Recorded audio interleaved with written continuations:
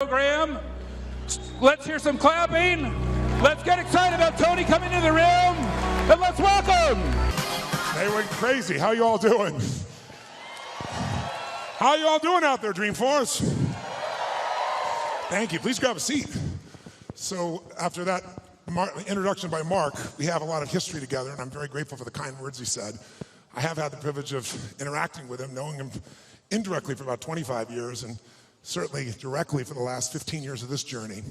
And it's so amazing to watch Dreamforce grow from 1,300 people to 135,000, 5 million people online. This man has created like a festival. It's like a music festival for geeks. Excuse me, I mean techies. We're all techies, right? And it's pretty amazing. Can we have a hand for Mark for this creation he's done here called Dreamforce? It's truly amazing. And what touches me most about Mark is his commitment to really find a way to add value. We all know in this room, there's only one way you succeed long term. Anybody can get lucky, do something for a period of time, but real success in any measure whatsoever comes when you do more for others than anybody else. There's no other way to do it. You find a way to add more what? Value. And if we find the way to add more value, we can be superior in the marketplace, but we can also be superior in our own lives. We can enjoy our lives at a different level. We can have a different set of pride that isn't fake, it's not ego. Ego is when you try to make it better than it is, and you know the truth is it's not. But when you really are in a position, when you're in a position where you own what you're about, and you know what you're here to deliver, and you deliver it on a significant scale, then you have an opportunity to really experience not only success, but fulfillment. And this conference has gotten bigger and bigger, not only in its size, but also in its impact. And so I'm really privileged to be back with you here. And I know you're working to raise 1 million meals. And I'm very, very into hunger, to say the least, primarily because I was so hungry at a stage of my life. And my life was completely changed because when I was 11 years old, we had no money and no food. And we gotten used to that, but it was Thanksgiving, which makes it more emotional. And my parents were saying and doing things that after you say them, you can never take them back. And it was very profoundly painful, obviously, for myself as the oldest and trying to keep my brothers and sisters from hearing it. But it profoundly changed me because that day something changed my life, and it was somebody simply coming and delivering food. And it wasn't the person, wasn't giving it, it was a delivery guy. And it wasn't a happy moment for my father. It was interesting. My mom and dad are yelling at each other. My mom's saying things to my father, you haven't taken care of us. Pretty painful moment. And the door happens, and I go to open the door, and there's this tall guy standing there with these big bags of food, and on the ground beside him he had this pan with an uncooked turkey. And he said, is your father here? And I said, just one moment. And I sprinted to get my dad, thinking this was going to be the most euphoric moment you could possibly imagine. Like God had come by and surprised us, somebody cared about us, whatever you wanted to frame it. And my father came to the front door begrudgingly. When he saw the man, he got very angry. And he said, we don't take charity. And he went to slam the door. And the man was a very tall guy, and he put his arm or shoulder against it. It kind of bounced off of him. And he said, sir, this is not charity. Everybody has tough times. And somebody knows you're in need, and they want you to have a beautiful Thanksgiving. Please accept this gift. And my father got even more intense and started saying, I don't accept charity. And this time the man put his foot there, and it bounced off of it. And then he said something to my father that I thought my father would hit him. He looked at my father and said, and he looked at me in the background and said, don't let your family suffer because of your ego. It was intense words to say. My father didn't know what to do. He grabbed the food, he slammed it down and slammed the door. And I tell you the story because everything in our life is controlled by 3 decisions. And those 3 decisions I'd like you to look at today because I really want to deliver for you. I didn't come here to do a speech. I love Mark dearly. I really want to serve you, and you all are giving the greatest gift you have, your time. You can get your money back, but you can't get your time back. And so I really want to serve you. And I think one of the most powerful things we could do to serve you is have you become clear of what the controlling force is that's controlling the quality of your life. And you and I both know it's not the amount of money in your pocket. It's not who you know. It's not even what you've been through. It's really the decisions you make moment to moment about a couple of different things. And the 3 decisions I made in that moment that I'd like to pull your attention to just real quick are, in this moment you're making these 3 decisions, by the way. The first one is, what are you going to focus on? In that day, my father focused clearly on the fact that he had not taken care of his family. And whatever you focus on, you're going to feel. In fact, many of us in this room, who's ever focused on something, you were thinking something horrible was going to happen, you experienced the pain of that failure or that challenge in your life, and then it never ever happened. Who's had this experience? Say, I. And if things aren't bad in your life, you can always think of shit that hasn't even happened yet and feel bad in advance. What many people do. Because whatever you focus on, you'll feel. Write it down. Focus equals feeling, because if you start to take control of your focus, you take control of your life. But that day he focused on the fact that clearly he had failed his family, and that was the meaning. The second decision you make is, what does it mean? As soon as you look at something, think about something, focus on it, you gotta decide, what does this mean? Is this the beginning or the end? Is this punishment and reward? Is God trying to hurt me or trying to challenge me? Or is this nothing to do with God? I was just being a lazy bastard. Right? The meanings we give to things control our life. If you think it's the end of a relationship, are you going to behave the same way as you think it's the beginning of a relationship? In the beginning of a relationship, when you're totally in love with someone, what will you do for them? Tell me, what will you do? Oh, come on, guys. What will you do when you're totally in love? Shout out, what will you do? What? What? Make the sound of what it's like when you're totally in love, out of your mind. Just go ahead and make that sound like a primal sound of what that feels like. Just go for it so we get some energy in this room. It's been a long time for some of you, I can see really clearly. Let's try this time. How about totally in love and passionately desiring this person? Like you can't wait to touch them, make love to them, be with them. Make the sound of what that would be like. Go ahead, nice and loud, go ahead.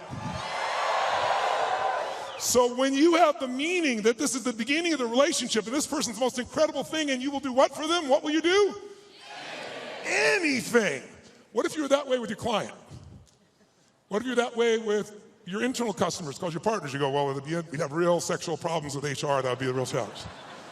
But if your commitment was the same, when you're in that place, you do anything in the beginning of a relationship. In the beginning of a relationship, if your partner said, would you take out the trash? What do you say? Take out the trash. Happily. But after about 7 days or 7 weeks or 7 months or 7 years or 70 years, one day someone said, would you take out the trash? You go, what do I look like, your janitor? You go, what happened to our passion? I'll give you a clue. If you want a relationship to last, if you think it's coming to the end, do what you did in the beginning and there won't be an end. Because when you think it's the beginning, you behave differently than the end. The meaning we associate to things controls our entire lives. It's not that your mother or father died that's giving you suffering. Certainly that's painful. It's the meaning you think it shouldn't have happened. And when we take control of the meaning, it's the only thing we can control our lives. We can't control events. And we're living now where technology is happening so rapidly. It's magnificent what it does for our lives. But we all know with that technology, our psychology is not developing as rapidly. And as a result, the world's changing. And there are a lot of us that have learned to engage with technology and use it to maximize, most people in this room. But there's lots of people who use technology to disengage, to be harmful to themselves and to other people. It's not a one-way street. So I'm interested in how to maximize the psychology side, and that's why I'm sharing this with you, so you can increase both your leadership skill, but who do you have to lead first to be effective, my friends? Who? Yourself. And so good to see. What's controlling you? Well, what I'm focusing on is controlling me. You can focus on something and make yourself crazy. You can focus on something and make yourself great. In this moment, you could be worried about Ebola, because we all know it's coming. People are freaked out all over the world. 36,000 people die a year of flu, and the whole world is focused on Ebola. Because the news is not designed to inform you, it is designed to startle you. Because that's how you sell things. So if you let someone else take control of your focus, your life will be in someone else's hands. So first decision is what you're gonna focus, second meaning. My father that day focused on he hadn't taken care of his family, and the meaning was, I know what it was because he said it out loud, then I'm worthless. Now when you come up with a meaning, it produces an emotion. And if you and I wanna look at the quality of our life, there's only a way to define it. One way really, that's real. How do you feel every day? If every day of your life you got $1 billion and every day you feel guilty or angry, by the way, nothing worse than an angry rich man or woman, isn't there? You just want to slap them, don't you? How do you have the right to be angry? But they find a way. But if you got $1 billion and you're angry and you're pissed off and you're guilty all the time, what is the quality of your life?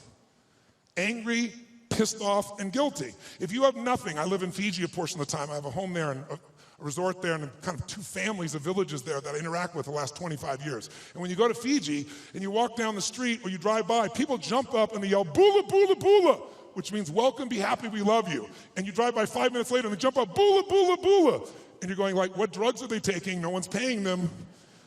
But they're so happy. They're in such a different state. They've learned to focus on something else and come up with a different meaning for life. But if the meaning is it's the end, if the meaning is that you're dissing me, if the meaning is you don't care, whatever meaning we come up with, that affects the third decision, which is what am I gonna do?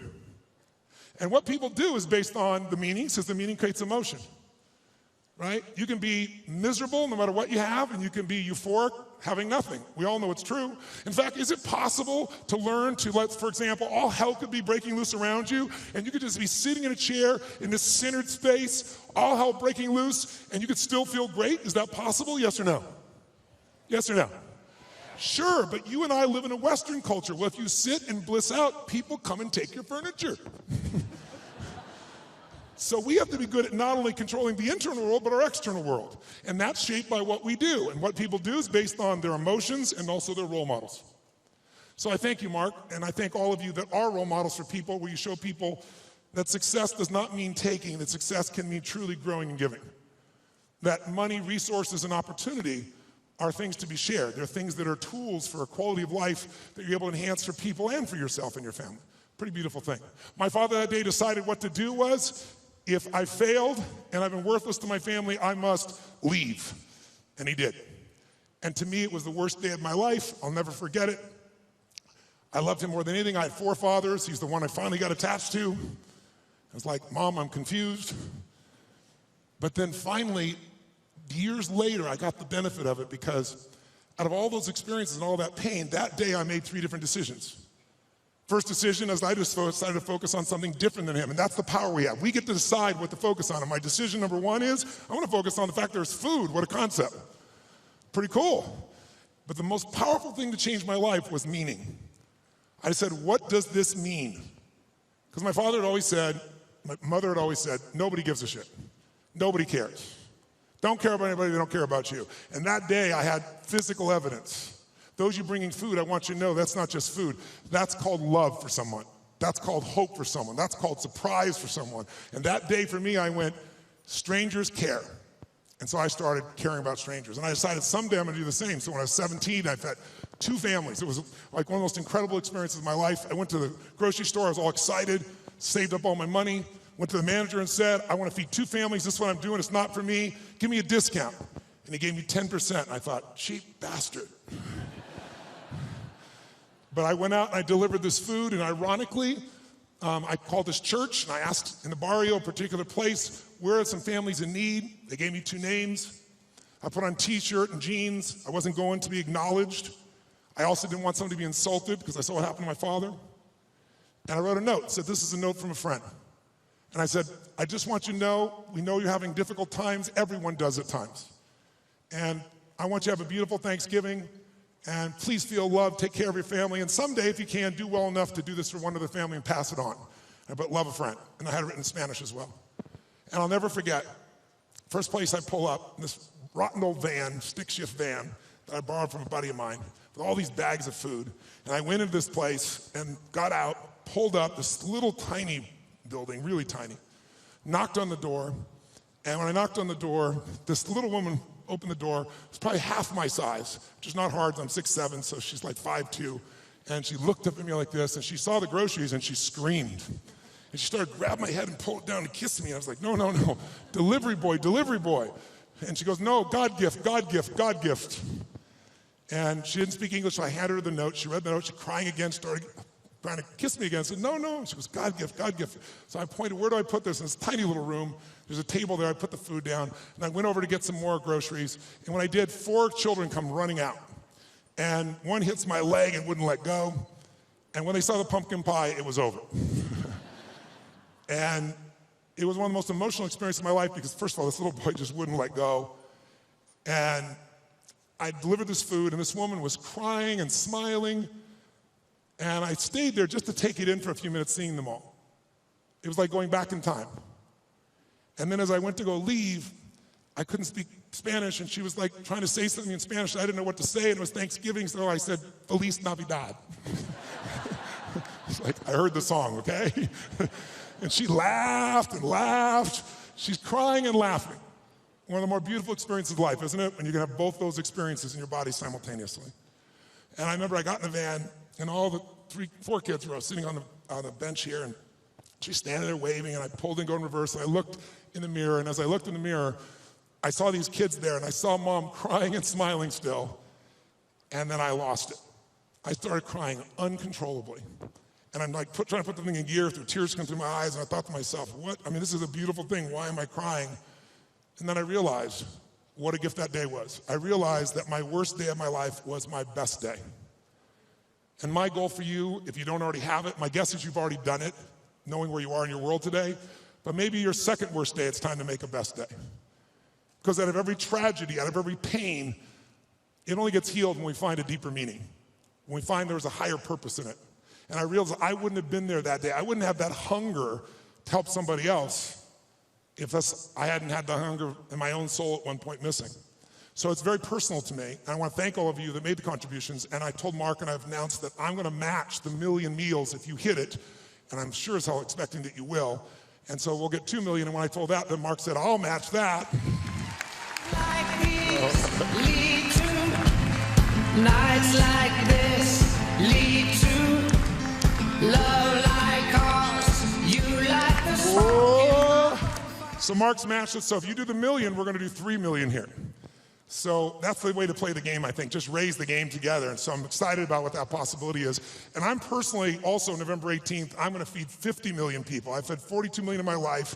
And the reason I tell you this, and I'll get off the soapbox, but I want you to just think about what's going to create meaning for you. Because money by itself won't do it. But impact will. And impact can be with your own child, spending more time with it. It doesn't have to be anything to do with contribution any other way. You can contribute to your own family. But contribution is what makes us feel fully alive. And I'm doing that because, I don't know if you're aware of it, but a year ago, last summer, Congress cut the budget for what was traditionally called food stamps by $8.7 billion. By the way, $8.7 billion is the equivalent of every family they support going without food for 1 week a month for 12 months out of the year. And all the nonprofits are trying to support that. So I'm partnering with Feeding America, and I started writing this book, and I thought, I'm going to donate all the profits of the book. I'll feed 10 million people. And then I was like, that's not enough. And I thought, well, I'll get matching donations. And I'll raise the bar, I'll get 20 million. And as time has gone by, I finally decided I'm gonna do 50 million myself, and I'm looking to raise 100 million, and that's in addition to the million I'm doing here. That's not part of it. So if you want help, you're welcome to, and Feeding America is my partner, and we're working for matching funds to get to 100 million people. I'm already to 67 million just with some friends of mine before we even launch it. But it's a goal, and why do we do it? I don't ask you to do it because it's a heavy or something. I do it because you can. Do it because it's fun. Do it because research shows that when it comes to money, buying things will never make you happy. Never. Doesn't mean you shouldn't have some nice things. I have some nice things, I'm sure you do too. But it's not going to give you happiness. Buying experiences can make you happy, by the way. People who say money doesn't matter, they don't know where to shop. Because there's some experiences you can buy that are extraordinary. Who's got some experiences, some trips, some things you've done with family or friends that will live with you for years? Who knows what I'm talking about here, right? Those things, that money can be a really valuable tool there. If you can find enough add value and have money and do those experiences, how cool. I'll tell you what else money research shows will do. People always say money doesn't matter once you get to a certain level. No, it matters that you can spend $5 a month and have more emotional juice, and it can be measured all the way down into your saliva by hormonal changes. You want to use money, not let money use you. And so another thing that'll do it is getting rid of drudgeries. Who here loves to pay for shit you don't want to do? Right? Cleaning the toilet. Who likes to have someone else be able to do that if at all possible, right? Because once you do that, those drudgeries are gone. What do you get to do? You have time. And with time, you can spend more time with your passions, the things that matter for you that you can do in the world, that share in the world. And the third thing that gives people the most enjoyment out of money, just so you know, is actually giving it away. And nobody believes that until you do it. Now, if you don't give a dime out of a dollar, you're not going to give 100 million out of a billion ever. Don't kid yourself. It's the place to start wherever we are. And if you do, I think you can find there's enormous enjoyment in that process. And I think you'll also find if there's somebody you love, you do something for, it's even more.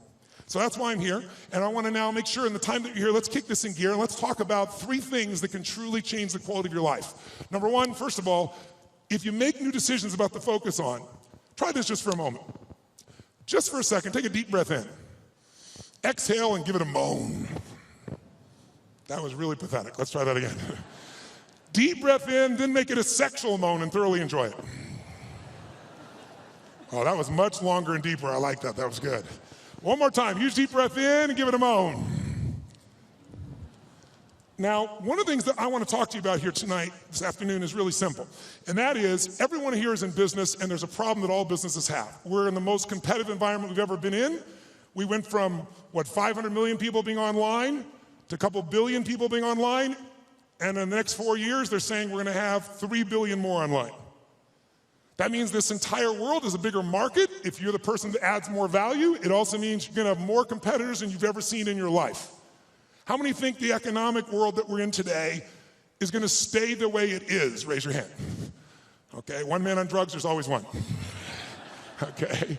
How many think that the economic environment's going to go through seasons? We're going to have some more ups and downs as we adjust to what's happening in the world here. Say I. Well, then if we know that, our goal, you and I as leaders, should be to anticipate that.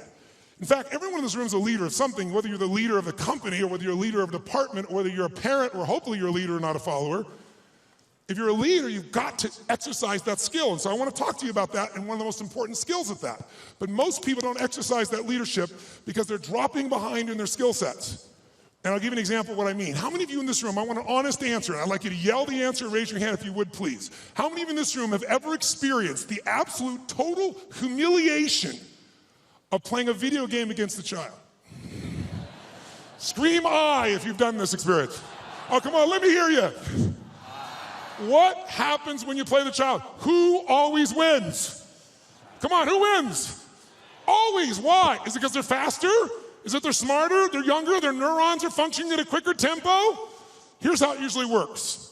You're a mother or father, you're an uncle or an aunt, your grandfather or grandmother, you're a friend of the family, you're looking for a gift. We live in a tech world, in a world where today children play with an iPad and learn how to use it before they know how to tie their shoes. How different is that world?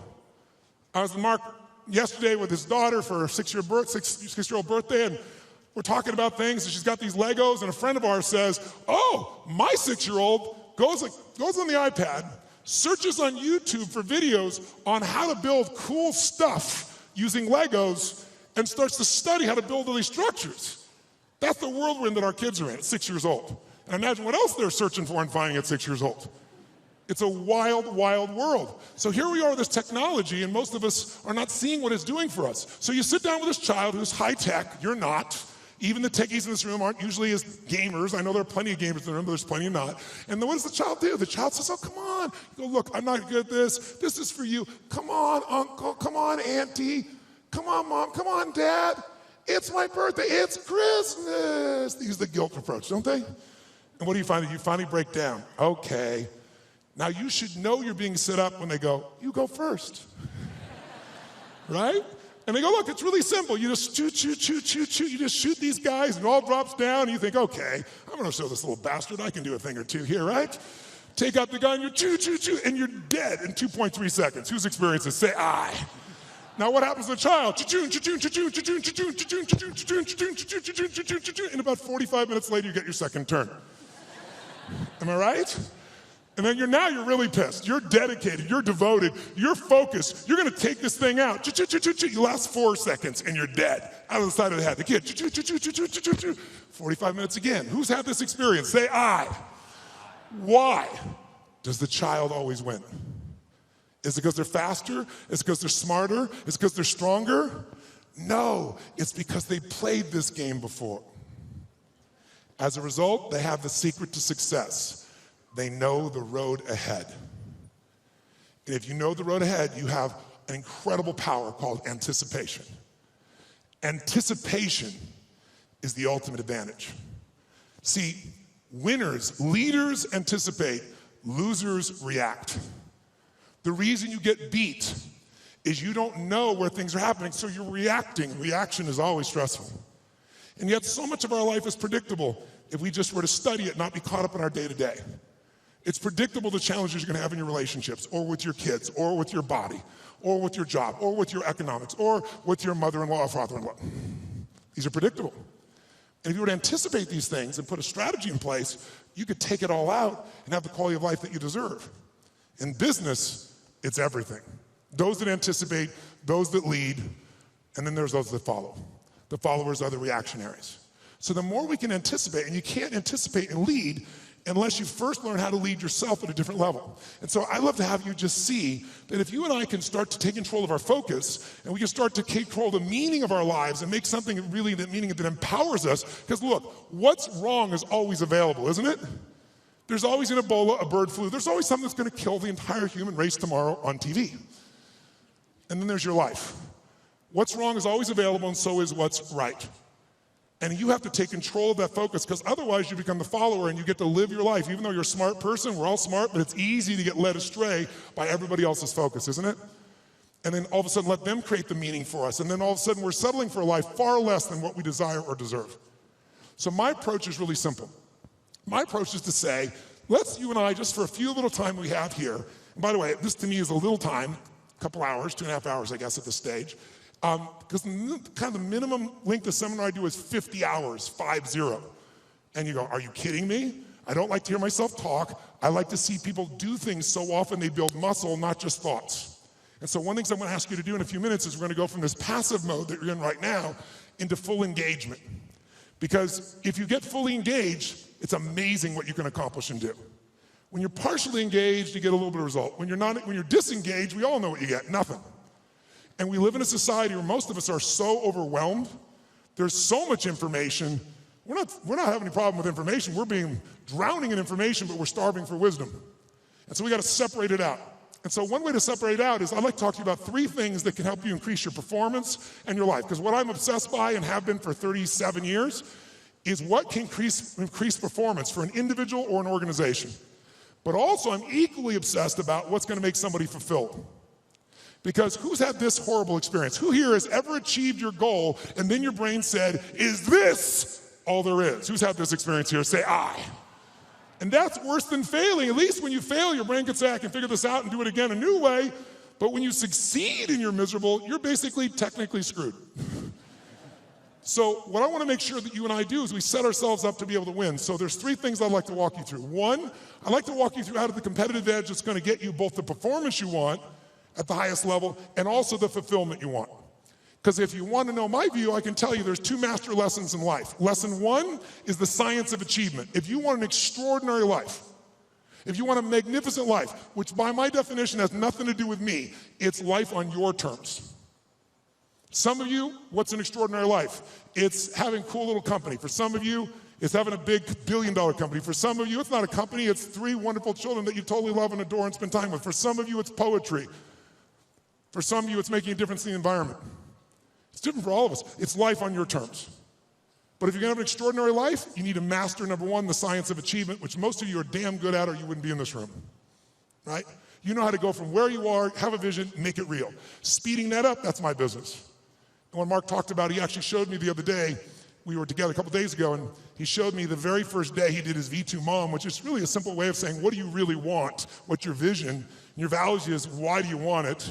And walking through the obstacles and the solutions and strategies to get where you want to go. And he showed me on the back of an American Express bill where they designed on the very first day Salesforce. And there you see that day where he engaged. He engaged in his vision instead of settling for a life that someone else had designed. He had a great life, extraordinary life. Top guy at Oracle, working for one of the most brilliant people on the face of the earth. Can you imagine how hard it would be to leave there and start something from scratch? But he had something larger that he wanted. So how do you do that? How do you get yourself there? You gotta understand the science of achievement. But I know so many people I get the call from, most successful in the world, business person, politician, leader of some sort, economic leader, financial trader, and they call me up and they want me to change something in their business, but I know what they really want. They really want to find fulfillment still. Because success without fulfillment is the ultimate failure. Who's with me on this? Right? You make everybody else feel great. I mean, it's a horrible example. I hate it, but we all know an extraordinary spirit that took his own life just recently probably lit up more human beings than almost anybody alive when it comes to humor and joy. He made everybody else feel happy but himself. It's sad. You don't want that to be you. If there's any gift he can give besides his joy, is the evidence of what you don't want to move towards. Nobody in this room is going to move towards that, but we do it at a little level. We die a little bit along the way by giving up what we really desire and believe in. And my goal is to make sure to see if we can wake that up. So, and by the way, fulfillment is as unique as there are people. Achievement, there's laws, right? You do this, money, there are laws. Your body, there's laws. We all have biochemical, special, unique identities, but there's certain fundamentals. If you do them in mass, you're going to be overweight. If you do them differently, you're going to be fit and strong. Same thing with money. But fulfillment is as unique as art. Art is what one person thinks is beautiful, somebody else can think is ugly, and that's perfectly fine. Have you ever gone to an art museum and you see this big red square and they go, $10 million, you go, you gotta be kidding me. $10 million for that frickin' square? I'll draw you a square. But someone else, no, look at the texture, the taste, the flavor. I can taste the paint from here. They have a different way of being fulfilled, right? So those are the two kind of lessons of life. So this is what I'd like to do to help you with both those today, if you want to play with me. Number one, let's take a look at what will give you the edge.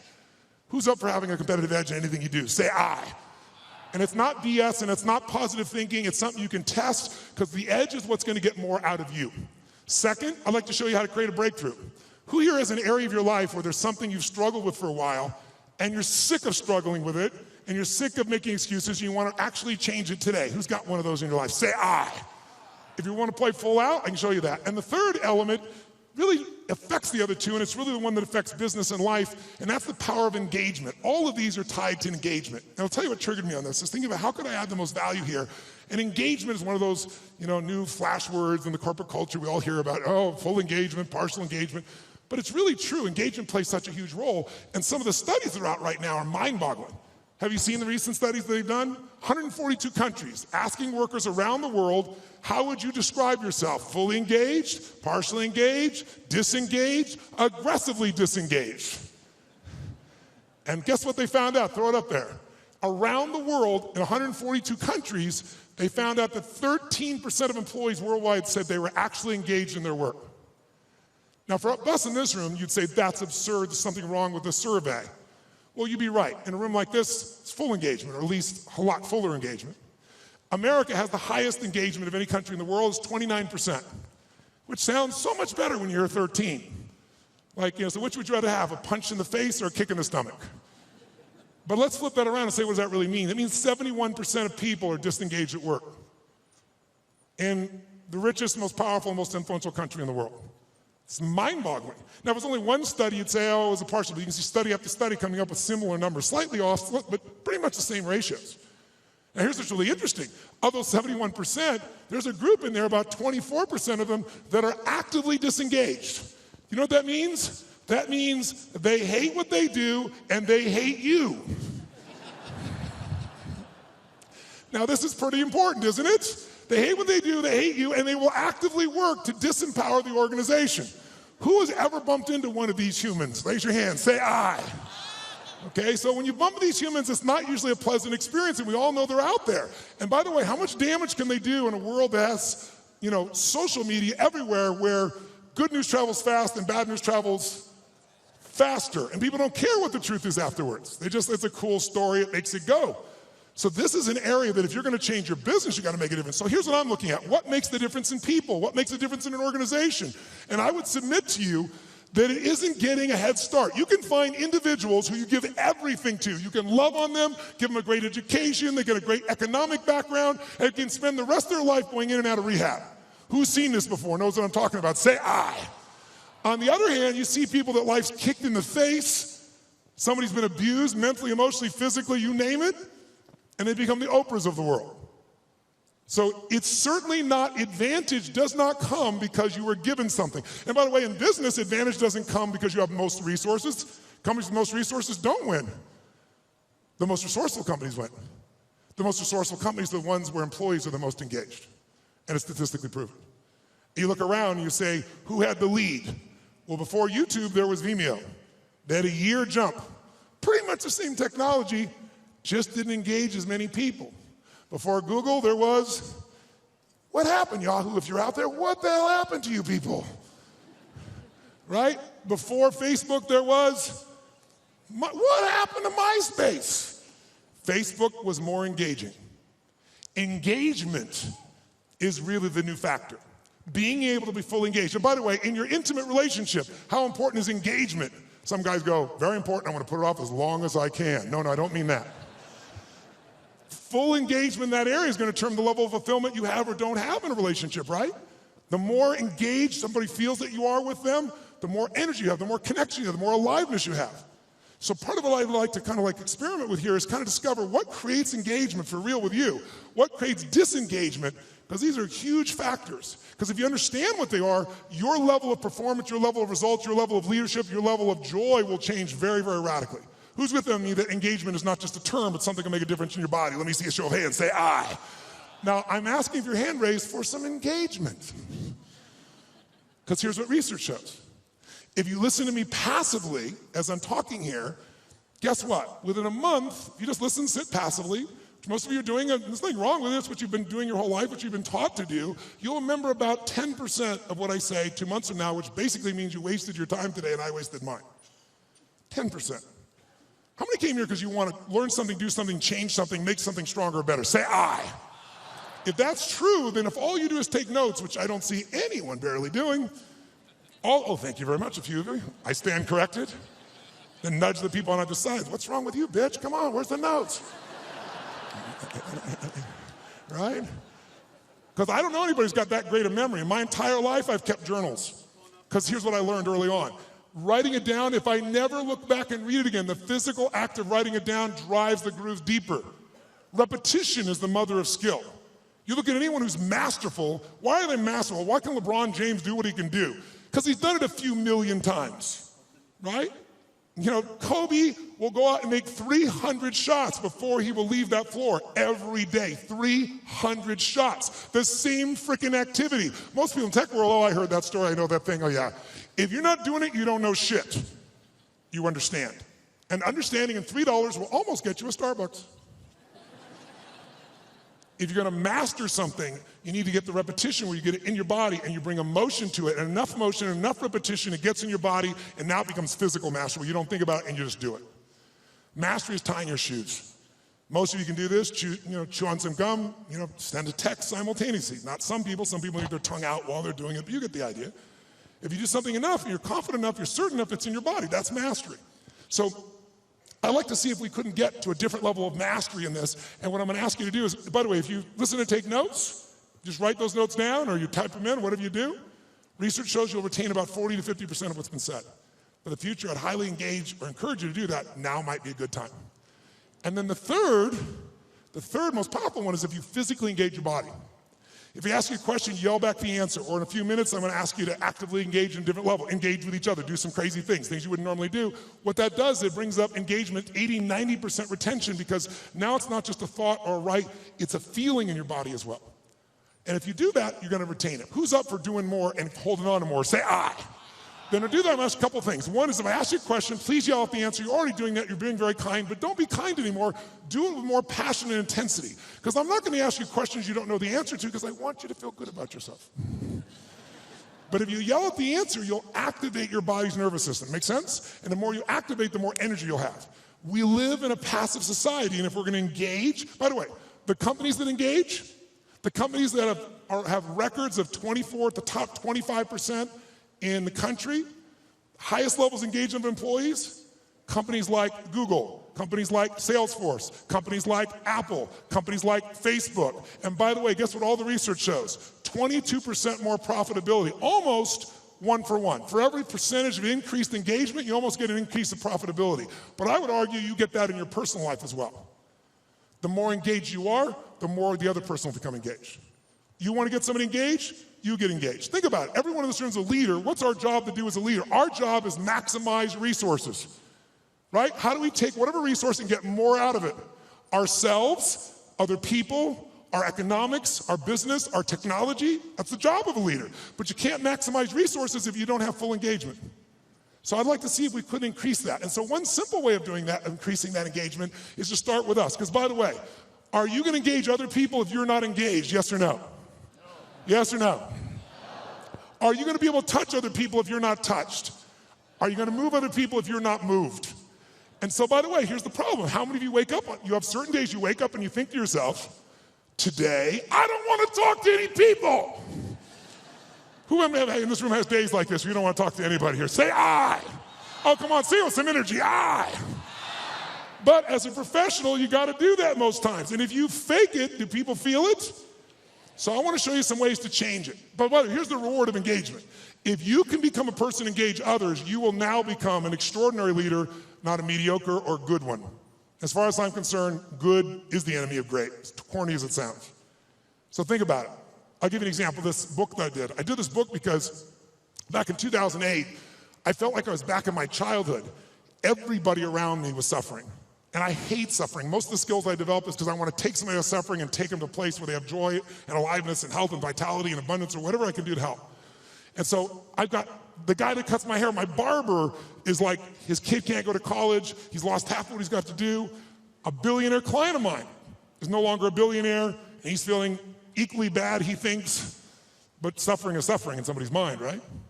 And so I thought to myself, something's got to be done. And you know, like most of us, somebody's going to do something. In 2010, when things actually got worse and the system wasn't changed, I started reading everything I could read, started watching everything I could watch, and I watched a documentary called Inside Job. Anybody here see Inside Job? If you didn't see it, it was Matt Damon did the documentary on it, and it won the Academy Award.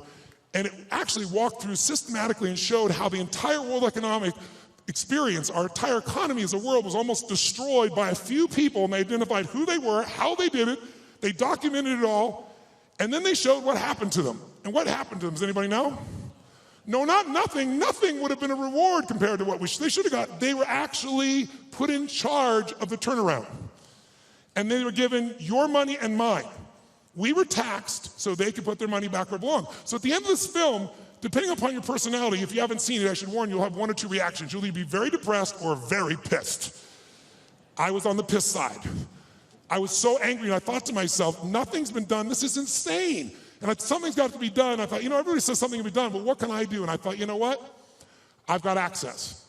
For 21 years, most people think I'm a happy, bouncing around, positive thinking, screening guy on an infomercial from 20 years ago, but I have continued to grow. Not taller, hopefully. But in all that time, for 21 years, I've coached Paul Tudor Jones, who's one of the top 10 financial traders in the history of the world. He's a man who's made more money than almost anyone on earth, along with George Soros and a few other names you may know. But Paul's really unique in that Paul found himself in a position that in 1987, when the stock market crashed, the largest percentage in a day still to this day, he made 20% when the whole world was losing everything. He made 200% that year for his clients. Just unbelievable. And then it was like the guy that walked on the moon. What do you do if you walk on the moon?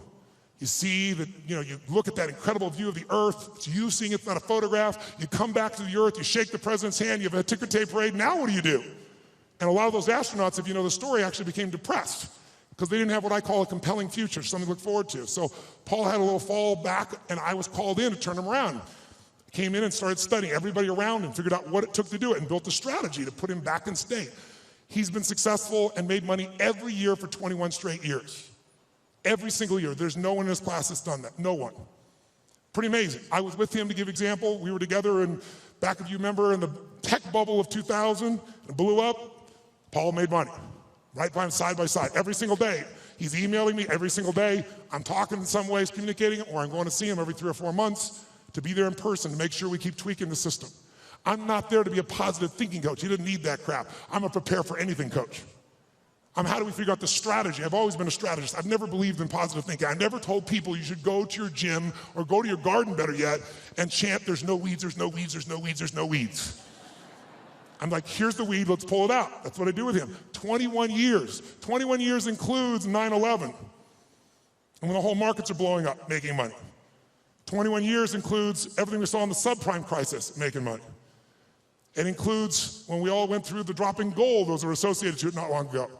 So I've been there with all those pieces, and I got a chance to learn from this guy side by side, and I've been able to contribute to him in a significant way. So I got access. So I decided I'm gonna go find a way to interview the 50 most influential, financial, brilliant minds on the face of the earth. Not people you read on the internet, not people on television screaming at you what to buy, and telling you to go to some mythical mutual fund that gives you 12% every year, and it doesn't exist, but the real guys and the real ladies that do it.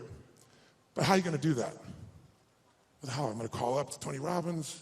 I'd kind of like to come interview you. You're worth $27 billion and I'd like your time. You have to engage people. So I'm gonna show you some ways to do that. I'm gonna tell you when you can engage people, there is no limit to the resources you can access. If you want real wealth, wealth is access to resources. It doesn't have to own them all, just access to them all. You can do whatever you want, go wherever you want to go. That's real wealth.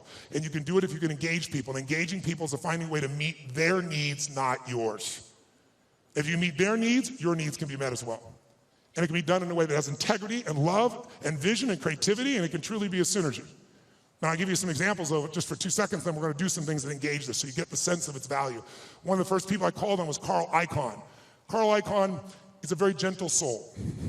He's a man who has a hard time expressing his true feelings about things. Who knows who Carl Icahn is? So you got to get a sense here. He's worth $27 billion. He has made more money. In fact, on the cover of Time magazine, they called him the master of the universe because Kiplinger did a little study and found out Warren Buffett is not the most profitable person you could have invested with. Carl Icahn is. In the last 14 years, you would have made 1,600% with Carl Icahn. 75% overall in the S&P with the ups and downs, right? Net, I'm talking about after inflation. If you had invested with him in 1968 in his company, you'd have an average return of 31% for all these decades, doubling your money every 2.6 years. If you were with Warren Buffett, you get a mere 20%. This is an amazing guy. He agrees to the interview. I use every tool I got. I get there, and the first thing he does is he throws out my camera crew. Nope, I don't want this camera crew. I don't want this, I don't want the lights, I don't want this. Like, well, dude, you agreed. I don't care, I changed my mind. Get him the hell out of here. I'm master of the frickin' universe, don't you understand? So I said, okay, no problem, let's do the audio. My audio team goes, no audio. I said, what am I supposed to do? He goes, you got a pen? Come on, you got 10 minutes. 10 minutes? All my interviews are supposed to be 45 minutes. The average one went 3 hours. How? Engagement. I figured out how to engage these people, and I found something inside of them that really wanted to give. Not to me, they got what the mission was to other people. And I got them tell me things nobody tells them. Jack Bogle, been in the business 63 years, showed up for 45 minutes, 4 hours later left his office. And afterwards he wrote a quote for it, and he said it was the most probing, most intense interview you had in 63 years. Provocative and probing is what he said. Now that says to me a pretty cool thing. That means I engaged him better than anyone in 63 years and got those answers, according to him, not according to me. Pretty cool. I went to a guy named Ray Dalio. How many of you know who Ray Dalio is in this room? Look how few people know Ray Dalio. Ray Dalio has been called the Da Vinci of investing. He's been called the Steve Jobs of investing. But most of you never hear of him because you couldn't access him in a million years. But if you're president of the United States, if you're head of the Fed, if you run China, you know who he is, and I'll tell you why. To work with Ray, first of all, for the last 23 years, he's made 21% per year compounded before fees. Through all those environments. Unbelievable. But here's all it takes to work with Ray. You need a $5 billion net worth, and $100 million is the initial investment, and that was 10 years ago, and now he won't take your money no matter how rich you are. You're talking to him, and he gets a phone call. It's the Prime Minister of China who wants some coaching. A large hedge fund might be $15 billion. Ray's $160 billion. I got hold of Ray. Part of what happened with Ray was he'd been a fan of mine, it turned out, for about 20 years. But what I did, I spent 15 hours to be ready to engage him. 15 hours of total immersion so I could pitch and catch with him. So I didn't just talk, I could do it back. He wouldn't just throw the ball, I could throw it back to him.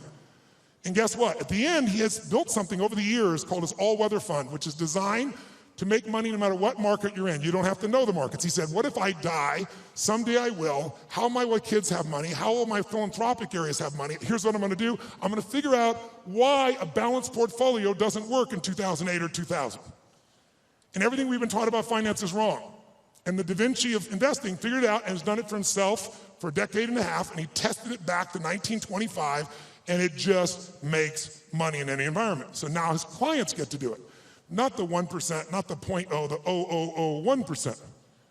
So I'm sitting down with Ray and I get him to explain how it works, and at the end, we're engaged 3 hours into it, and he tells me how this works, and I said, this is beautiful, but I'm doing this, so I'm not doing this for money, I'm giving all the money away. I want people to have answers, and you just got done saying the average person going to the wealth manager will never work. They can't possibly do it. They might be sincere, they might even put their money in the same place they put you, but how many gold medals have they won, he said. Those are the only people that win. There's only a few. It's a giant poker game with a few winners. So you just said they're not gonna win with anybody else. So I said, this is worthless without knowing the exact recipe. How much in this, how much in that, how much in this percentage, whether I got $1,000 or 20 million, 200 million. He goes, Tony, that's my secret sauce. That's what $5 billion and 100 million used to get you. I said, yeah, but you won't take anybody's money now. He said, yeah, and I said, you're giving away half your fortune with 14 billion. You're a giver. Help a guy out, give me the secret sauce. And he goes, it's really complex. I can't really just share it that way. I said, I know it's complex, but I'm a pretty smart guy and I'm good at simplifying. I believe complexity is the enemy of execution. That's what it is. You gotta make it so simple, people do it. Complexity is the enemy of execution. So I'll get it simple, you get it to me, I'll make it simple. He goes, well, it uses leverage. I said, give me one that doesn't leverage, that anybody could do. They could do it with ETFs. He goes, well, I don't know what that's gonna look like. It won't be perfect. I said, your worst plan is gonna be better than anybody else's best plan.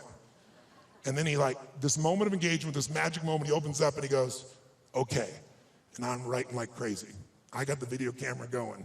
I'm feeling this vibration in my body. I left so excited, knowing it was something special, but not knowing what it was. But that formula, I took it to Hightower, $30 billion asset company, and said, test this, 30 years, 40 years, 75 years, how's this done? Over all that time period, in the last 30 years, it lost money 4 times. Made money every other time, and the 4 times, one of the losses was 0.003. So it really practically lost money 3 times. You know what the average loss was? 1.9%. But the average gain, just under 10, all in. The largest loss in 75 years, it's been right 85% of the time, the largest loss was 3.95, as that was 2008. Less than 4% when the rest of the world, from top to bottom, lost 51%. It's in my book, by the way. And so a bunch of my partners are like, hey, this is a business. Don't put that shit in the book. And I said, you know what, it is a great business. We can help people do it if they want to do it, but it wasn't offered in that spirit, so it's there. I tell you this because I want you to understand with engagement, you can get anything. But engagement, I want you to define it, I want you to experience it. And so what's the first thing that allows you to engage somebody? What's the number one thing? Right now, if I said to you, what is it? How many think Mark is a fairly engaging guy without blowing smoke? How many have to say this guy's pretty damn engaging? Say I. What makes him engaging? What makes somebody you find engaging? What makes them engaging to you? What is it about them? Think about it. Say it out loud. What makes somebody engaging? They're positive. What's that? Eye contact makes somebody engaging.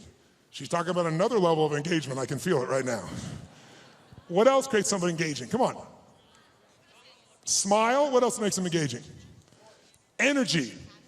Passion. Talking the truth instead of what you want to hear. Who loves someone who will tell you the damn truth in the world we do? The world, not even reality television is freaking real anymore, right? Raw and real may not sound good, but it sure feels good because you know it's there. Sincerity, when you feel like somebody, how about caring? When you feel like somebody truly cares about you, does that make you engage more? Right? What makes something disengaging to you? What makes you disengage with someone?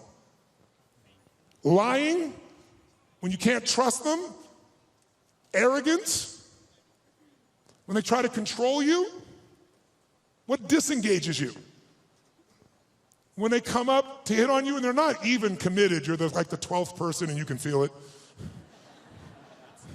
When they're insincere, disengages you. What's that?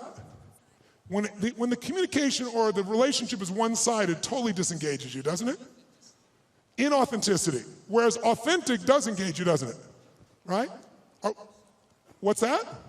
Yes, when they're on their phone talking to you while they're also doing something else. How many love this experience? And yet we've made it culturally okay, depending upon what generation you're in. Depends on how your mindset is and where you live in the world, I guess, to some extent. But all the things you said are true. When you feel that someone cares about you, is interested in you, is sincere with you, shares the same interests, is trying to accomplish something, if there's that caring, sincerity, mission, passion, is passion something engages you, yes or no? And then disengagement's the opposite. But all of them start with one thing that I want to do right now so we can shift this gear, because you've been sitting way too long and so quietly, you've been so nice, but this passive learning has got to end now. I just did it so it wouldn't feel jolting when we began. Now we can step into the real game. And here's how I want to do that. First of all, energy. Energy is the base. How many agree energy is engaging? Say I. If you want to change something in your life and you are what I call energy poor, low energy, are you going to follow through, yes or no? You love your husband or wife, but you're exhausted. Love you, okay. There is no passion. There is no intimacy without energy, am I right? You're not going to go to build a business without energy. You see this crazy man, he's filled with energy, day and night and day. It's Richard Branson. How much energy does that man have? He's insane in his energy. Anybody I've ever met who really has this compelling ability to engage with people, it's energy. But are they born with it? Some maybe, most not. Because I've interviewed them, I've seen them. And I also see some of them like Richard. Richard is a ball of fire of energy, and then he's not. He's actually a very internal guy in many ways. He's external when he wants to go do something. He's crazy and willing to risk his life. Not in business. In business, he goes, okay, I'm going to take Virgin and make Virgin Airways, so how can I lose? Oh, I'm going to make a deal with Boeing that if they fail, I get to give them the jets back. That's how he thinks. In his life, let me go in the middle of a balloon in the middle of the sky and hope shit happens. The point is, engaging people have that kind of energy. It doesn't matter who they are, where they have that kind of experience. So what you and I got to do is we got to tap that out. So how many of you have had times when you were in the flow, where energy was going through you? Like you didn't have to think about it. The right thing was said, the right thing came out of you. Who's been in this place before? Say I. Oh, come on, say I.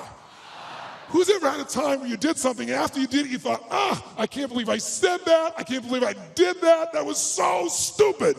Who's done this before? Say I. Who's done something where after you did it, you went, That was me. I don't know how I did that shit. That was cool shit. Who's ever impressed yourself? Say I. Now you're the same person. How come one situation you're an idiot, the other one you're brilliant? Who's ever forgotten how to spell your own, or how to remember, let's say, your own email or your home phone number, or how to spell a difficult word like the? Let me see your hands here. In fact, phone numbers are crazy now for most of us, right? Because now we have this outboard brain. If we lose this brain, we're screwed. I don't even know how to call my mom, for God's sakes, right? You don't know what to do when you don't have this thing. So the point of the matter is, if we increase the energy, it'll work. So now here's the thing, where does energy come from? Does energy come from sleep? Yes or no? Really? Who here has ever slept 8 hours and still been tired as shit? Let me see your hands right here. Okay, so that wasn't it. Right? Is it food that gives you energy? Really? Really? Thanksgiving's coming. I know what you're going to do, right? You're going to get to Thanksgiving. It's about giving thanks. You're going to take care of this nurtured body of yours. You're going to say, no, give me the vegetables, a little this, a little that, right? Now, what do people do at Thanksgiving? What do they do? Eat everything within reach. And when you're totally stuffed and you can't have another bite, and you say, I'll never what? I'll never eat again. And somebody goes, pumpkin pie? And you go, okay. Come on, who knows what I'm talking about here? And by the way, what happens after? You feel like going for a run? What do you want to do at the end of that meal? Tell me what. Who here has ever fasted for 5, 6, 7 days or more, gone on a fast? Does your energy increase or decrease as you no longer eat? Which one? Increases massively. So if it's not food and it's not sleep, don't get me wrong, those are useful, then what is it? The answer is, it's psychology. It's a mindset. It's a decision inside yourself where you say, I will no longer tolerate low energy in my life because low energy equals shit relationship. That's a technical term. Low energy means low, lousy business. Poor energy means I no longer have the impact on my children. Someone else with greater energy is going to. And if we can find a way to increase our energy, and here's the good news about it, it's psychology and it's movement. The way you move will create it. So I'd like to start out right now with no more passiveness, and let's get active. Who's willing to do this? Say I. Stand up, you've been sitting way too long. Stand up, shake your body out. Shake it out, come on, we've been sitting way too long. Shake it out, shake it out, shake it out. And then before we do anything else, just to get you going a little bit, stretch up a little bit here. Go over to one side and give it a nice deep moan like a little kid. Go, moan. Oh, come on, louder, moan the other side. Back, high-pitched moan. Forward, deep moan. Shake your body out a little bit. Now, here's what I'd like to do. Just get started. Let's set a new standard. And the way to do that with people like yourself who are completely non-competitive is simple. I want you to turn to someone next to you and I want you to point at them and go, I own you. Go ahead, try it. No. I mean, say like, I own you. Come on, do it again. I own you.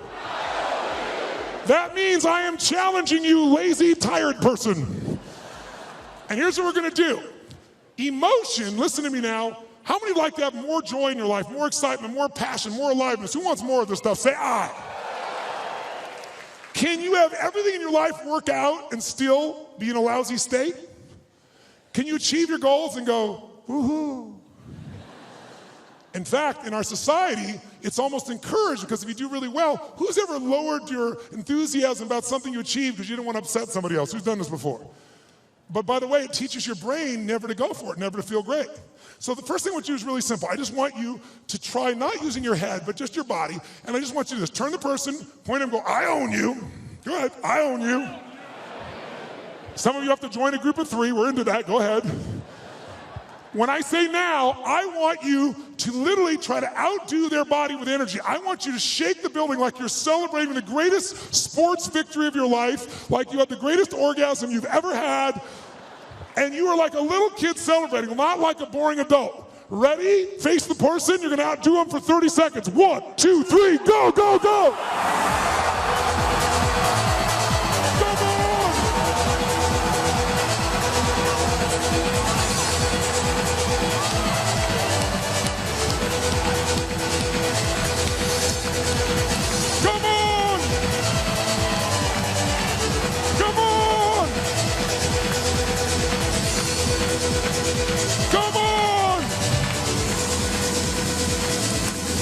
Oh,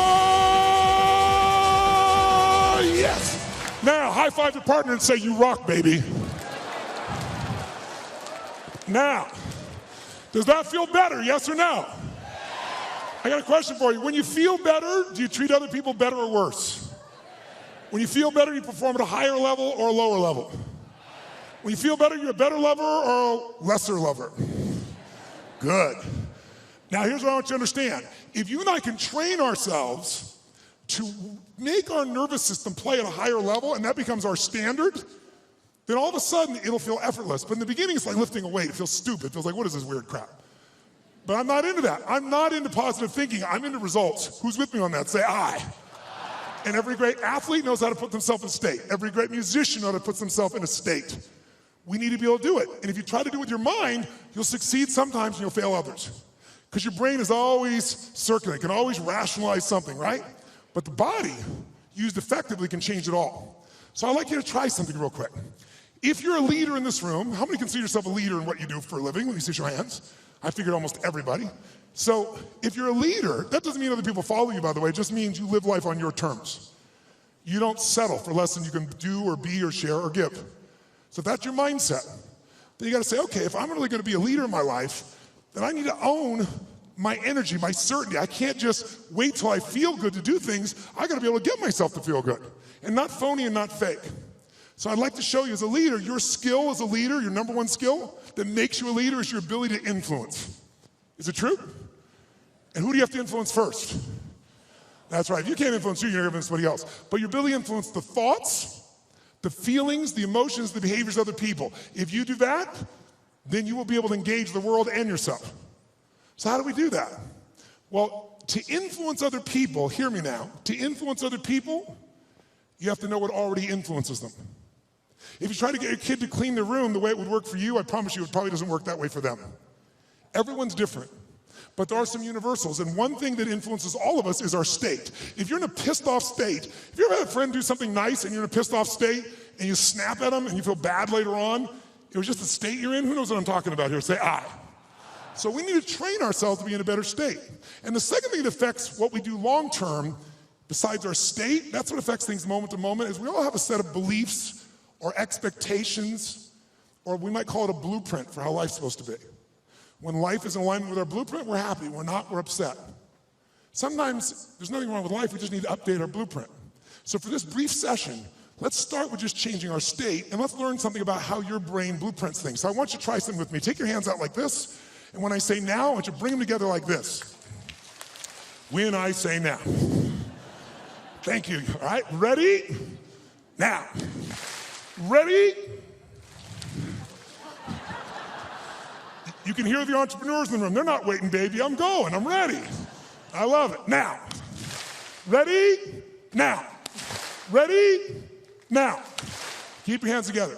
32 years of research in 160 countries shows something really simple. As often as you pull your hands apart and bring them back together, if I don't mention it, you will always run the same pattern with the same thumb on top. In fact, notice which one it is. And I'll just try it, see what happens. Do it again. Ready? Go. Ready? Go. Ready? Go. Ready? Change thumbs. Go. What's that look on your face? Why does your face look like that?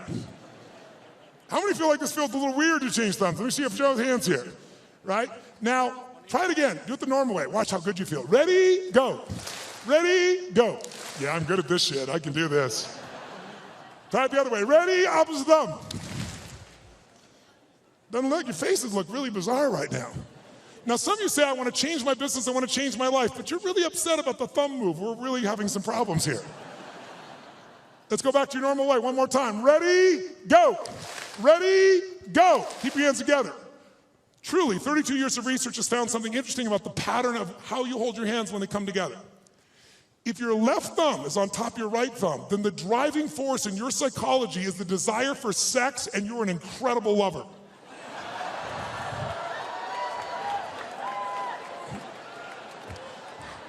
I saw that man change thumbs. I saw you change thumbs. Look at him try to show the one. Oh. However, if your right thumb is on top of your left thumb, then the driving force in your psychology is intelligence, and you will be absolutely financially free in your lifetime. Look at this poor bastard. He's having a thumb fight. Do I want the sex or the money? The sex or the money. If your thumbs just came together and you didn't cross, it means you think you're smart, sexy, and rich, but you will never be any of the three. I'm very sorry for you. This has nothing to do with anything. We're just engaging your body. So shake your body out. Shake it out. And here's what we're going to do right now.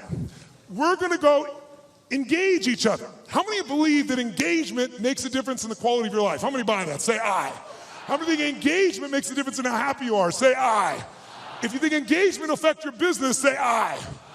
So then why don't you engage? The answer is you do. The question is what level? Right? We all engage. Do you engage at a low level, a deep level? Do you engage the mind? Do you engage your own mind and heart? Other people's mind and heart, or just their head? The people that engage the mind and heart, they have some extraordinary capacity. In fact, I'm going to show you something in a few minutes that I think you'll find very useful. But before we do it, let's just see the ways we can change our engagement. Most of us do this unconsciously. I want you to become aware of how you change your state of engagement. So when I say now, I'm going to ask you to walk around this room and introduce yourself to as many people as you can. I start most seminars this way because I want people to see something inside themselves they don't notice usually. And that is when you go to introduce yourself, though, I want you to do it in a very specific level of engagement. I want you to go up to people where you're really not wanting to engage. You're just doing it because you should, and it's polite, but it kind of annoys you. Who knows what I'm talking about here? So when you walk up to them, I want you to literally walk up to them like you're doing this because you have to, but you really are annoyed by this. Like, this is a stupid exercise. Why should we have to do this shit this guy Robbins is saying? Why do I have to shake your hand? You don't say that. You just think it. What do you do when you're a little annoyed with your face? What do you do with your body when you're a little annoyed or a little frustrated or it's a waste of your time? What happens around your eyes? How do you walk to somebody when it's a waste of your time? How do you shake their hand? I want you to notice specifically while you do this, two things. One, how does it feel to be greeted that way? That'll be obvious.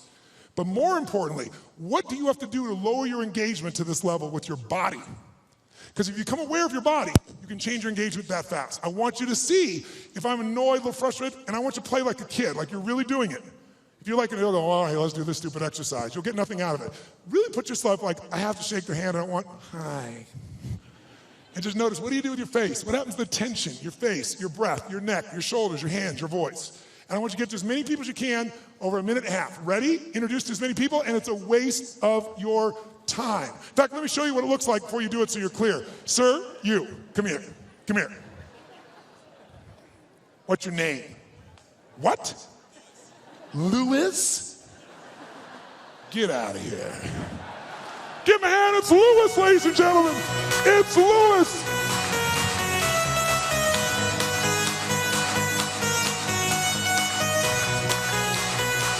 Oh, all right, get to as many people as you can now. It's a waste of your time. See what you do with your body. Go. Stop. Freeze. Wherever you are in the room, freeze. Shake your body out of that state. Now, when I said freeze, that wasn't hard for many of you because you didn't go anywhere. Hi, that shit's over. So, question. Shake your body out of that state so you have none of that left. All right, question. And we've got in this room, what, 6,000 people, 7,000, 8,000, whatever's in this room. I think it's 6,000 people. I'd like if you would to yell the answer, because we have people from virtually every country in the world here, and see what really happens. I want to see if we got a measure. Raise your hand and shout yes if you made a significant change in your body to go in that state. Say yes. Great. Did you change the muscles in your face, yes or no? Yes or no? Did you change the way you moved, yes or no? Did you talk louder or quieter? Which one? Did you talk faster or slower? Which one? Did you go straight for him or did you hesitate? Which one? Now, by the way, I could go through 20 of these, and if you notice, Every country in the world, I think, is represented in this room. Every belief system, every background, every sexual preference, every spiritual preference. Everyone in this room is different, comes from all kinds of places. Every one of you to feel this way are doing the same things. Because the one thing that's universal in engagement is if you engage your body one way, you're gonna feel like shit. Another way, you're gonna feel incredible. But if you're unaware of it, you let the environment control you. Become aware of it, you can take charge. Like knowing the buttons to your brain. How many follow? Say I. So that's what that one does. Now let's contrast it to a totally different state of engagement. Who's ever wanted to engage with somebody? A man, a woman, a person you wanted to employ, somebody, a client you wanted to gain, and you wanted to engage with them, but you were afraid they wouldn't engage with you fully. You're afraid they'd reject you, and that fear was really strong and held you back. Who's had this experience before? Say I. Good. If you don't raise your hand, you lie about other shit too, so I understand that. So here's what I'd like you to do. When I say now, I'm gonna ask you this time to greet people in a different level of engagement. I want you to greet them as if you're deathly afraid they're gonna reject you. But to do this, I want you to be like a little kid again. Because when adults, we're all achievers in this room, right? So we're not afraid. Fear is not a word for an achiever. We just get stressed. Stress, by the way, is the achiever word for fear. You go, no, I'm not scared. I just have to get these things done. I'm stressed out, all these things are done. Well, what if you don't get them done? I have to get them done, but what if you don't? Well, then the thing will fall apart. What if it falls apart? Well, then it'll fail. What if it fails? Then I'll be a failure. If I follow the trail of your stress, it will bring me to your deepest fear. So if you own your fear, you can figure out where it is and actually how to change it in seconds. And when fear is no longer around, fear is your only enemy. Because when fear's not there, nothing stops you. Who's with me on this? Say I. But we don't call it fear because that doesn't seem cool to us. We're all adults. But kids, will kids show their fear? Oh yeah. They'll do it, they'll make sounds, they'll do everything. So what I'd like you to do this time is when you greet somebody, I want you to exaggerate like you're deathly afraid, like, hi. How you doing?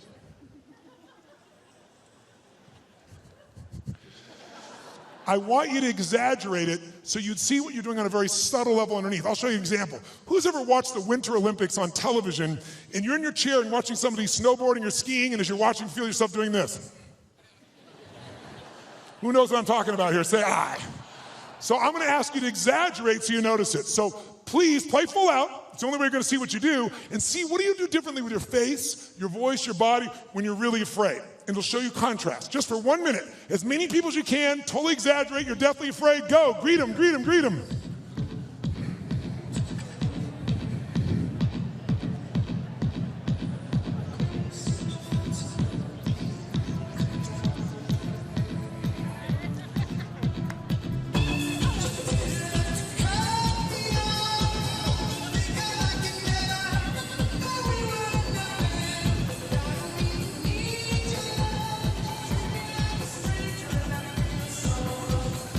Okay, stop.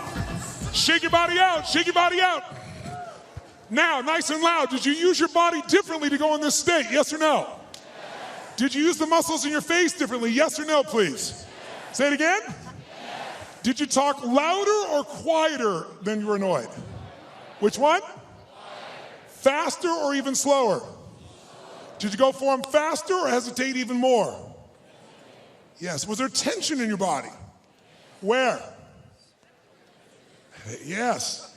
Now notice, you're hearing the exact same answer from me. I didn't tell you to do that with your body. I told you to be afraid, but you did the same thing with your body. We're all unique, but you have this gift that our Creator's given us called the nervous system. Use it one way, you'll feel afraid. Use another way, you'll be annoyed. Use another way, you can feel incredible. So let's find that. Shake your body out one more time. Shake it out like a little kid. This time when you go to greet people though, how many of you in this room own your own business? Let me see your hands. Own your own company. Let me see your hands. How many of you are leaders in a company where you have to lead and influence significant numbers of people? Good. How many of you in this room are parents? Let me see your hands. Good. How many of you in this room have a relationship with a human? Let me see your hands. Then this shit will work for you. So here's what I want you to do. This time when you go to greet somebody, I want you to do this. I want you to greet them as if, whether or not they like you or not, in the first 3 to 5 seconds of meeting you, is going to determine whether or not they do business with you or not, which is going to determine whether or not your kids eat next week. Okay? By the way, human beings never judge another person in the first 3 to 5 seconds of meeting them, would they? Would they? So and some of you don't have kids, so let's make the game more intense. If they don't like you in the first 3 to 5 seconds of meeting you, then everyone you care about dies like pigs in hell. That's all it is. Okay? That's how important. Let's see if you use your body differently if everyone you care about's on the line and they gotta like you in the first 3 to 5 seconds. Ready? Go, go, go. Oh, yes. Now, shake your body out. Does that feel better, yes or no? Yes or no? Did you use more of your body or less of your body? More of the muscles in your face or less? More of your voice or less? Did you talk louder or quieter? Faster or slower? Did you hesitate or go straight for them? Did you touch them? Did it feel good? Why? You should have seen who I touched. Why did it feel good? You forgot the lesson already. Because emotion is created by motion. And the more you use of the gifts that you've been given, the more of those gifts you experience. See, this is a gift that most of us don't pay attention to, especially in a world where everything we do is in a box. What do people do? They wake up, have a box breakfast, get in their box car, drive to their box office, type in a box, have a box lunch, drive back home in the box, turn on a box, go to a box and open up and get a cylinder to change their state. Right? It's like, that's crazy, right?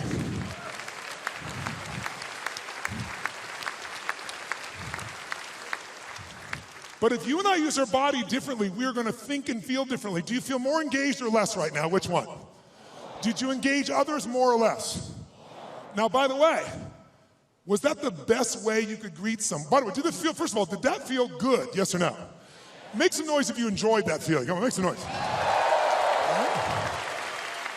So, question, was that the best greeting you're capable of giving a total stranger? Yes or no? Yes or no? Yes or no? Wow, listen, you hear some yeses and some nos. If you're saying no, that's not the best you could do, should we review the experience here for you? We said if you don't give your best, everyone you care about dies like pigs in hell, and you still didn't give your best. We need to talk. If you said no, I respect you. You know why? Because if you said no, that wasn't my best, you were being truly truthful, because whenever we get to what we think our best is, what do we always find? There's always what? Come on, guys. There's another level. Is it true? So if you said no, I respect you. So I'm going to ask you to take it up one more level. You say, what are we going to do? Get naked? No, no, no, no. What I want you this time is I want you to greet people as if they're your best, last person on earth you've loved, you've missed, your best friend, your lover. Be like, oh my God, look, it's Mary. There she is. Oh my God. Oh, wow.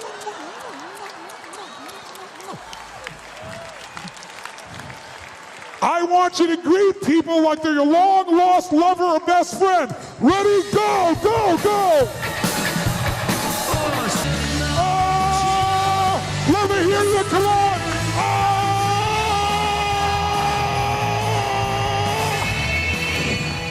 Now, shake your body out. Does that feel better? You feel more alive or less alive?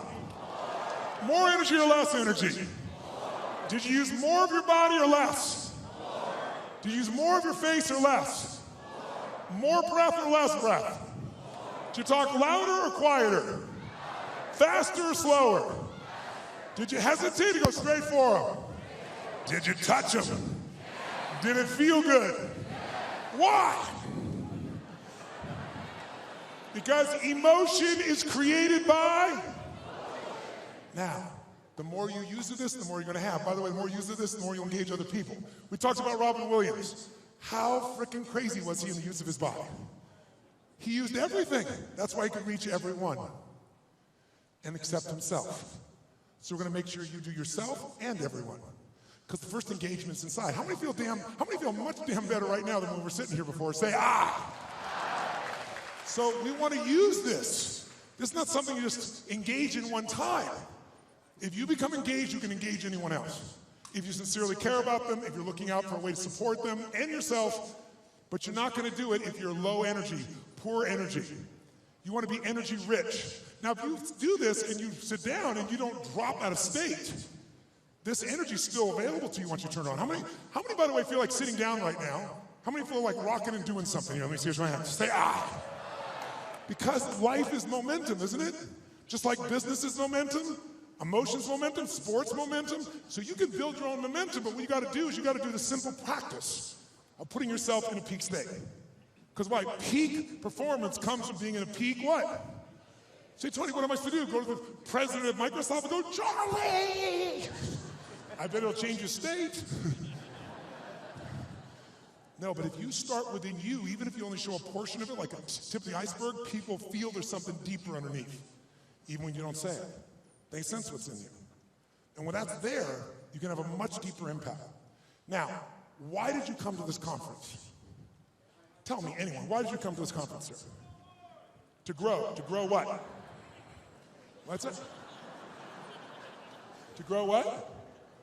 To grow inside as an individual. What did you hope would happen if you grow inside as an individual? I'll be a better person. If you're a better person, what will that give you? A better life. And if you have a better life, what will that give you? Happiness. So he's got a long story, but he just freaking wants to be happy.